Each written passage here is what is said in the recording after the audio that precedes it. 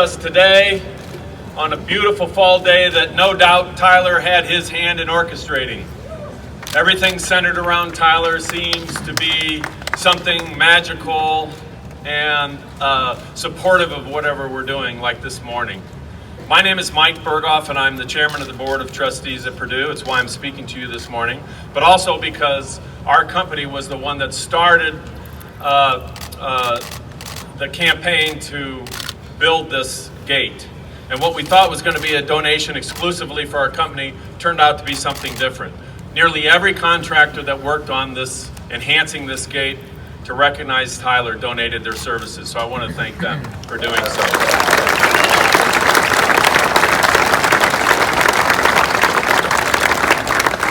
Tyler's initial Purdue story started with a physical presence very close to this spot. But it was his spirit that caught fire across the nation. And his example on how to lead your life when confronted with difficulty that inspired so many. And so in thinking of a way to honor and tribute Tyler, we decided upon a gate as another physical presence standing in the place of Tyler in this 100-year-old stadium, that for perhaps the next 100 years, as each person who enters the stadium might provide a reminder of how he lived his life and confronted his cancer, to show us the very best way to encounter problems, challenges, just like Tyler. So as we enter this gate today, and especially for you students for the next 100 years, let's start a tradition of remembering Tyler each time we pass through these arches. Thank you for being here, and let me now ask President Daniels to join us.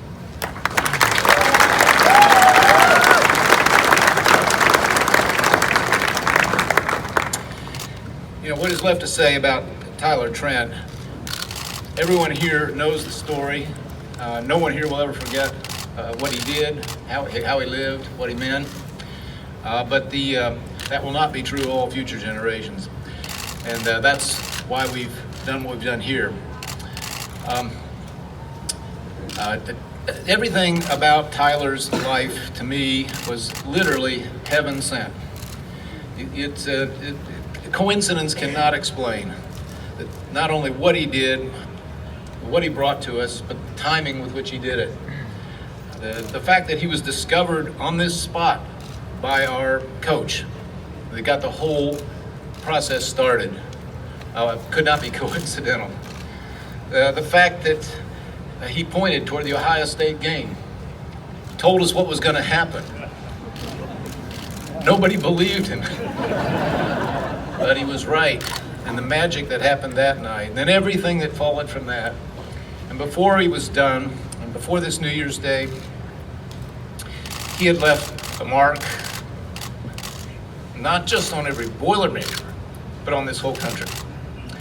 And so I believe, to add one last note to this, I've come to think of Tyler not just as the embodiment of our spirit and of passionate fandom, and he was that, but almost as a member of the permanent Purdue faculty. Because if there's any lesson that we hope that we can impart to young people in this generation coming through, who for some reason do sometimes struggle very much with difficulty, even what their elders might think of as the everyday difficulties of life. Just look at Tyler and take an inspiration and a lesson from him. And I think that'll be part of that permanent mark he leaves us, in addition to the fact that he'll be with us at every Purdue sporting event. So you'll see when we unveil this, not only a beautiful, I think a terrific job of across the archway, but an historical marker. Because although no one here and no one who lived through the events of the last 12 months will ever forget Tyler Trent, we don't want anybody in the future to either. Thank you all very much for being here. Please welcome Mike Bobinski, our athletic director.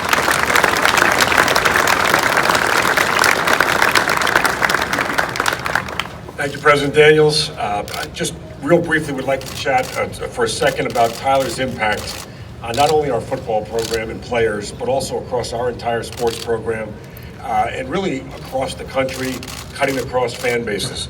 We all know how, as Mike referred to, this story really began sort of casually and innocently in the fall of 2017, but it accelerated dramatically last fall as Tyler's profile and story went national.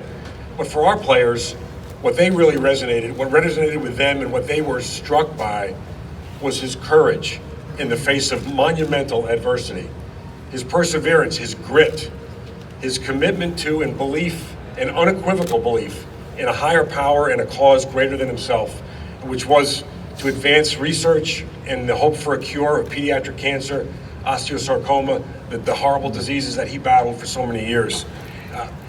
As this story resonated around the country, we heard from people that we had never heard from before. The impact continues to ripple, continues to make a difference in the causes that meant so much to Tyler. And I'm so thankful that our board and President Daniels agreed to this very fitting tribute and monument to the legacy of an incredible young man. The last thing that I'd like to mention is, I think we all remember one of the last public statements or public pronouncements that Tyler made really focused on gratitude. And why can't we all live a life of gratitude and be grateful for the blessings and the advantages and the gifts that we've been given, as opposed to always wondering, why not me, why not more for me?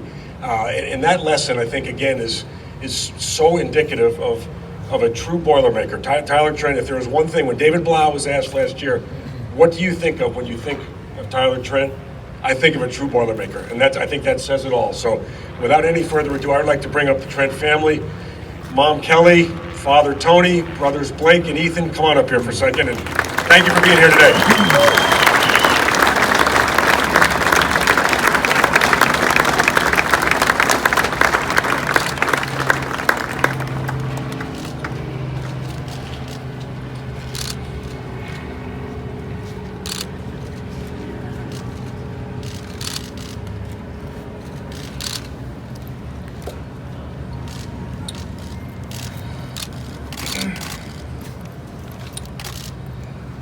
Thank you for coming today to celebrate the opening of the Tyler Trent Student Gate. Thank you, Purdue University, Mitch Daniels, Mike Berghoff, all who donated their time, resources to make this incredible gift happen. You transformed a dream that Tyler never realized he had. To the students, you will enter this gate and know that you are the heroes, because you can help now change the world. Tyler was here for a short time, but he made a difference, and you guys can too. Our hearts are heavy, our hearts have joy in them, and know that everyone who enters this gate will celebrate our son's life and will forever be remembered by Purdue fans. We all have memories of being a little kid. Think about it for a moment. What were your memories? What were your dreams, ideas, or goals? Tyler only had a short time to accomplish his goals and to chase his dreams. Some of his plans were to get a degree from Purdue, attend athletic events, write for the Indy Star, intern for the Indianapolis Colts, and publish a book. Even under dire circumstances, by God's grace, he was able to accomplish those dreams. The Trent family would like to encourage you to chase your dreams with vigor and challenge yourself to do the impossible. Tyler was able to raise over $2 million for cancer research in life and in death. We believe you'll do your part to help change the world. Our time here is short. Please make the right choices and to live life with plans to leave it better for someone else. Tyler and the Trent family want you to know God has a plan for you and your life, believe it, and embrace it. Thank you for coming today to help us celebrate Tyler, his birthday, and all Purdue has done for the Trent family and for Tyler. Thank you very much.